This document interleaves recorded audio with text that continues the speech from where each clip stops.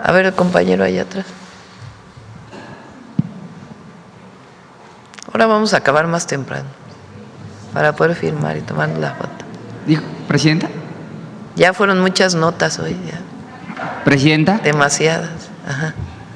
No me paro por la cámara, Presidenta, pero sobre este acuerdo de las 40 horas, preguntarle sobre lo que significó o cómo se dieron estas mesas de diálogo, porque de pronto no nos enteramos en las noticias o en la propia difusión cómo se dio este acuerdo para que fuera hasta el 2027, el arranque, entiendo, con la tabla, pues la reducción de 2 horas en la jornada laboral. ¿Cómo se concreta ese acuerdo, Presidenta? Primero, el 1 de mayo que planteamos la propuesta, era una propuesta similar, solo que empezaba en el 2026, ¿no? Pero era gradual. O sea, la propuesta inicial que nosotros hicimos el 1 de mayo del 2025 era gradual hasta llegar a las 40 horas en el 2030. Lo que estuvo a discusión es cómo era esa gradualidad. Y repito, para llegar a un consenso, a un acuerdo, pues se planteó 27, 28, 29 y 30, 2027 hasta el 2030. Pero Marat nos puede platicar más cómo se dieron las mesas de trabajo. Sí, como ya mencionábamos, esto derivó de un amplio ejercicio de diálogo. Se hicieron mesas regionales para con ello aglutinar estados que tienen más o menos la misma vocación económica. Se tuvo también en algunos casos mesas estatales, mesas sectoriales, mesas con los trabajadores, mesas con los empresarios, mesas con las cámaras empresariales, mesas con los organismos de las y los trabajadores, también encuentros con la academia, en fin, se hizo una revisión, un planteamiento integral.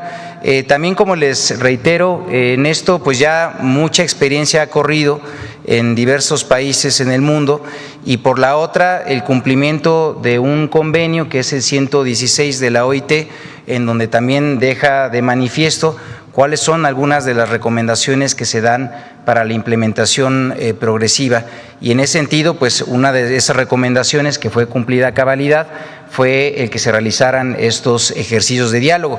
Ahí hubo, por supuesto, planteamientos que de una y otra parte pues fueron considerados, otros que pues también para poder construir el acuerdo pues tuvieron que darse prioridad a unos más, pero en principio el marco general, como les digo, es lo que ya nos había planteado nuestra presidenta, es que lo pudiéramos lograr de manera gradual. Se da, me parece, el tiempo suficiente y necesario para que todo mundo vaya empezando a hacer las adecuaciones correspondientes. Decirles que incluso nos da muchísimo gusto que hay empresas que ya han empezado en este proceso, adelantándose incluso a la gradualidad que fue anunciada, y pues esto habla también del compromiso que han ya dejado de manifiesto, no solamente pues en los sectores empresariales, sino también, como les digo, por parte de los trabajadores, que en muchas ocasiones pues son también quienes conocen de primera mano, por supuesto, los procesos productivos y tienen mucho que contribuir en cómo ir compactando ciertos tiempos, y esto permite con ello pues que demos pie a una reducción gradual en los tiempos que se están estableciendo. Y al final el compromiso también decíamos pues es para que al final del gobierno de nuestra presidenta pues ya quede con en toda su magnitud esta reducción, y con ello materializar lo que fueron las aspiraciones de millones de trabajadores durante décadas, y ahora pues justamente en un tramo muy compacto de tiempo logremos aún con esta gradualidad pues cumplir con esta meta. Para el secretario, Presidenta, si me lo permite también, no me presenté Máximo Allende para su objetivo. Preguntarle, secretario, en el caso de ¿cuál fue el rol de los sindicatos? ¿Cuál fue la participación de los sindicatos en estas mesas de trabajo? Porque aún con el anuncio que hoy se hace histórico de una reducción de 2 horas, luego 4 y al final terminarán siendo las 8 horas laborales, habrá quienes hubiesen querido que la reducción de la jornada laboral fuera de manera inmediata. Entonces son dos preguntas. La primera es el rol de los sindicatos en el diálogo obrero-patronal que hubo para llegar a este acuerdo, y la otra pregunta sobre el mismo tema sería, secretario, ¿cómo se justifica la gradualidad de esta implementación? Bueno, nuevamente, Presidenta, decirles nuevamente que pues hubo una contribución muy importante con los sindicatos, estuvimos viéndonos mucho, estuvimos dialogando muchísimo, hubo planteamientos también que ya tenían incluso con muchísima solidez, ya trabajos muy claros sobre cómo lograr este aspecto, el de la implementación de la jornada. Fue una participación muy activa, reitero, no solamente además tenemos que decir que participaron las representaciones sindicales, sino también hubo representaciones de trabajadores no sindicalizados, hubo también recepción de colectivos, se escuchó también esas voces, entonces pues fue, digamos, una visión en ese sentido amplia. Y reitero nuevamente, hay experiencias sobre cómo lograr esta implementación, por eso la gradualidad. Si preguntan cómo llegamos a ella, pues bueno, primero a través del diálogo, que es lo que ya mencionamos, fueron propuestas que se fueron acercando hasta que lográramos cuál iba a ser esa ruta de implementación. Por la otra, pues toda la jurisprudencia internacional que ya existe al respecto, particularmente de la OIT, y también por la otra la experiencia que en otros países pues han mostrado ya pues buenas prácticas que fueron también recogidas, algunas de ellas, y que fueron condensadas en esta propuesta. Entonces, decirles, pues fueron muchas las contribuciones que se hicieron, también por supuesto del sector empresarial. Esto permitió también que con ello pues hubiera un avance de consenso, y pues nos da mucho gusto porque estamos cumpliendo nuevamente con el objetivo que se estableció de arranque de gobierno. Gracias, Presidenta. Sí es importante que sepan, no es un trabajo sencillo el que hizo Marat y su equipo. O sea, evidentemente los trabajadores que querían pues las 40 horas el próximo año, y eso fue lo que plantearon desde el principio. Todas las representaciones de todos los trabajadores, todas las ETM, la CROC, todos plantearon, a ver, queremos 40 horas en el 2026.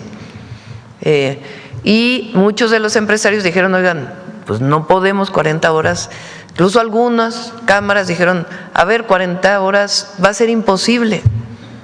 Entonces, ¿cómo vas acordando desde los trabajadores que te dicen las y los trabajadores, queremos 40 horas en el 2026, y empresarios que te dicen, no, no queremos 40 horas, queremos que se queden 48 porque va a afectar la economía de nuestras empresas, particularmente incluso las pequeñas empresas, que es a quien puede incluso llegar a tener mayores problemas, pero en esta gradualidad pues se puede hacer. Entonces va trabajando, bueno, 2 horas en el próximo año, no, porque ¿cuándo nos vamos a adecuar? En fin. Y al mismo tiempo el salario mínimo, porque bien podrían haber dicho, a ver, está bien, vamos por las 40 horas, pero el salario mínimo ya no aumenta. Entonces es un trabajo de meses, empezamos en mayo.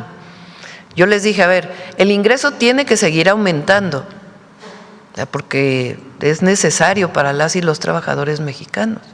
Y en esa condición de que siga aumentando, ¿cómo podemos llegar a la semana de 40 horas? Que también es una demanda de los trabajadores.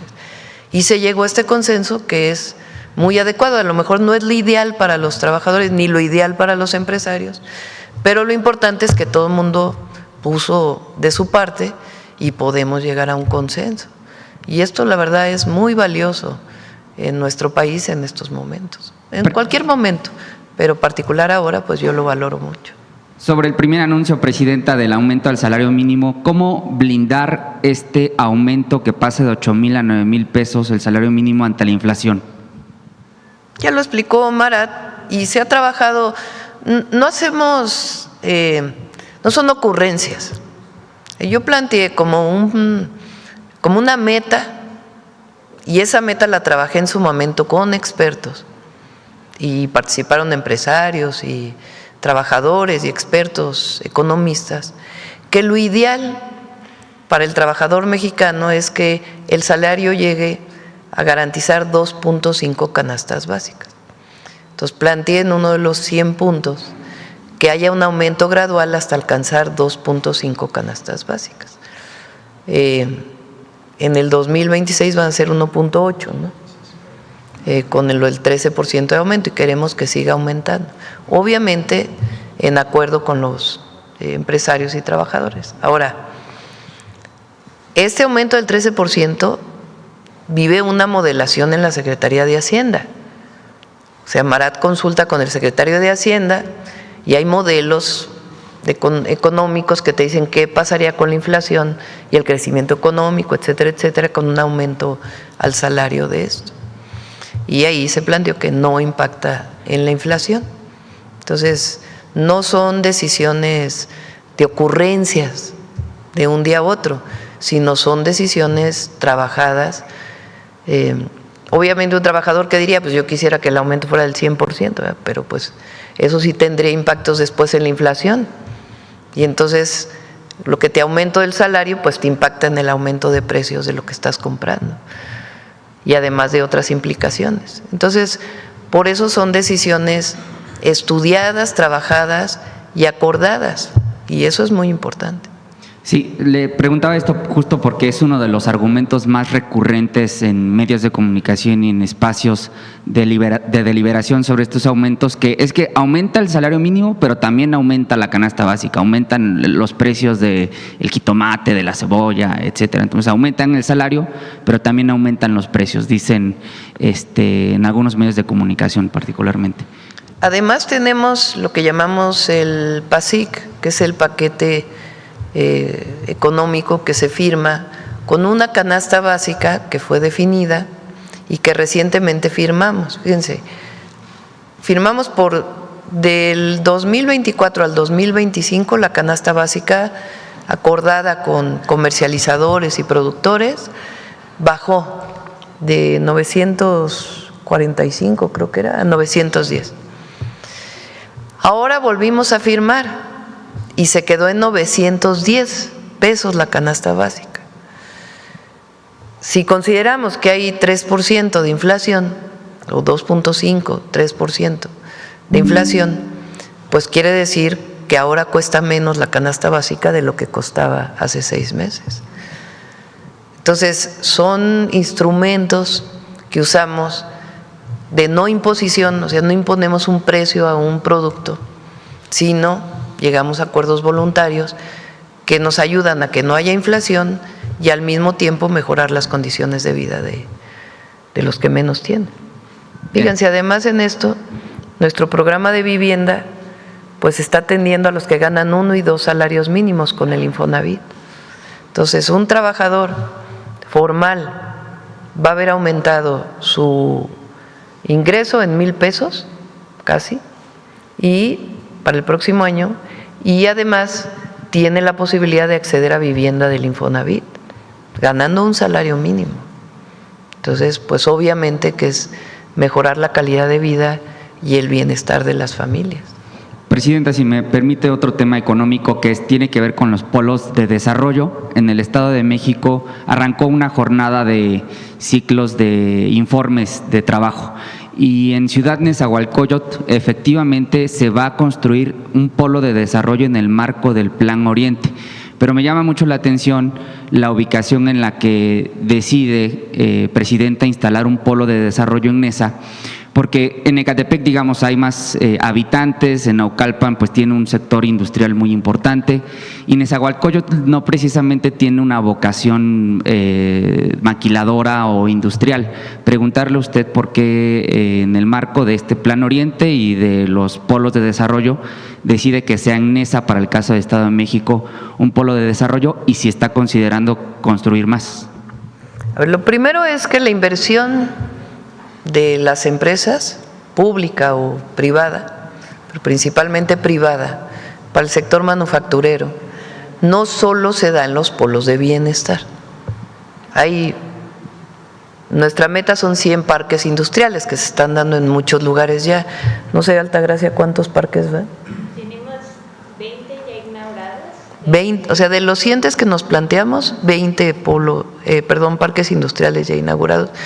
Construidos e inaugurados, es decir, ya tienen un inquilino al menos adentro y tenemos ya 108 en construcción. Fíjense. O sea, aparte de los polos de bienestar, hay 108 parques industriales en construcción y 20 que ya están operando, por lo menos con una parte.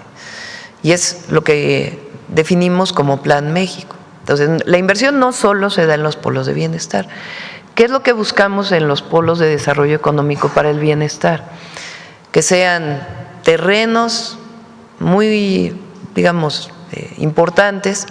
La mayoría tienen más de 30 hectáreas, hay algunos que tienen 3,000 hectáreas, en donde se puedan poner clústeres de ciertas empresas. Clústeres, empresas de cierto tipo, como por ejemplo farmacéutica, que se pueda poner en un determinado lugar. Se tiene que desarrollar el área, ahí mismo va a haber vivienda, va a haber un centro de salud y el desarrollo de industria principalmente. ¿Qué característica tienen los polos de bienestar? Son terrenos que aporta el municipio. Entonces NESA levantó la mano y dijo, yo tengo un terreno en donde quisiera que hubiera un polo de bienestar. En ese polo de bienestar hay incentivos económicos. Hay incentivos económicos para la inversión, en general no importa el lugar. Lo que buscamos es que lo que use más agua, pues se instale en el sur-sureste del país, que es donde hay agua. Pero hay incentivos hasta cierto nivel. Y en los polos de bienestar hay todavía más incentivos. Entonces en NESA, pues fue el presidente municipal de NESA quien dijo, yo tengo un terreno que sería muy bueno que hubiera el desarrollo de algún tipo de industria aquí. Y así ha sido. Terrenos municipales, estatales o federales que se ponen a disposición para que sean polos de desarrollo económico. Por último, Presidenta, a propósito de la encuesta que hoy da a conocer el Heraldo de México, que la mantiene con el 73% de la aprobación. Vamos a ponerla, nomás para que a algunos les dé sí. enojo. Preguntarle, Presidenta, porque en redes sociales, jóvenes, en el marco de la marcha del Tigre, le conocen en redes sociales, han convocado, Presidenta, a el perreo por la paz, con la música o la canción que se viralizó de que construyamos más preparatorias cerca de la casa. Bueno, usted se sabe mejor la letra que yo. Vamos a construir más preparatorias que queden cerca del… Pedirle su opinión sobre… A ver, ponla. Hay que construir más preparatorias que queden cerca. Esta es una chica de Jalisco. Saliendo de la secundaria, vayan directo a la preparatoria. Ya no más a el examen del PNIT de 2025. En un evento, ni siquiera sé si fue en campaña o ya como presidenta, dije, es que hay que construir más preparatorias que queden cerca de la casa. Tal cual lo dije en el meeting, en la asamblea, dije, hay que construir más preparatorias que queden cerca de la casa para que saliendo de la secundaria se vayan directito a la preparatoria.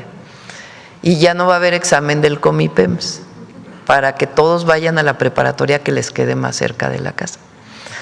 Y esta chica de Jalisco, pues hizo este video y se hizo viral. Ahora llego a los lugares y me cantan la canción, los jóvenes sobre todo.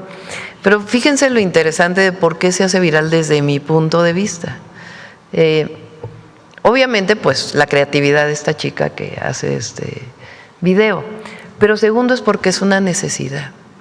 Nosotros hicimos una encuesta, o bueno, una consulta de por qué había deserción en las preparatorias. Disminuyó mucho la deserción con la beca Benito Juárez, que implementó el presidente López Obrador. Casi 20% disminuyó la deserción, pero aún hay deserción en las preparatorias. Entonces preguntamos por qué. Y una de las primeras razones es que lleva mucho tiempo viajar de la casa a la escuela. Algunos jóvenes o adolescentes, porque en realidad son adolescentes de 15 a 18 años, tardan 1 hora, hora y media para ir a la preparatoria y regresar. Y eso es un motivo de deserción. El segundo es que no les gustaba la escuela, que no les atraía. Y después ya otros temas. Entonces de ahí surgió, además de que hacen falta preparatorias en el país, pues de que fueran cerca de la casa, ubicarlas lo más cerca posible. En lugares donde no hay, donde hay desiertos, digamos, de escuelas, ahí ponemos las escuelas con varios modelos. Y la segunda para hacer más atractivo el bachillerato, pues hicimos este mecanismo de bachillerato nacional. Entonces, ya todas las preparatorias son parte del bachillerato nacional. Y entonces tienen materias comunes y materias particulares, dependiendo si es un bachillerato técnico o es un bachillerato general o del lugar en donde estén. Puede ser agropecuario o puede ser de otro tipo, dependiendo de su lugar. Y además, poner en los bachilleratos técnicos historia, comprensión de lectura y otras materias que ya no se estaban llevando en el bachillerato.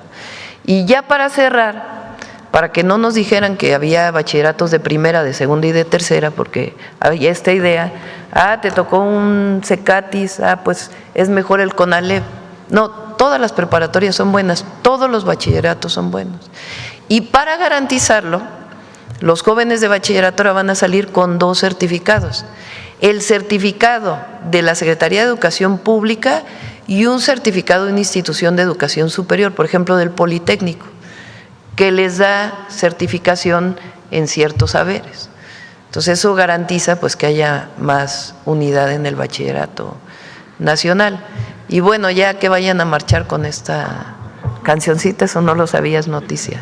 Perreo por la paz, le dicen, presidenta. Bueno, ya, los jóvenes que… Gracias, presidenta.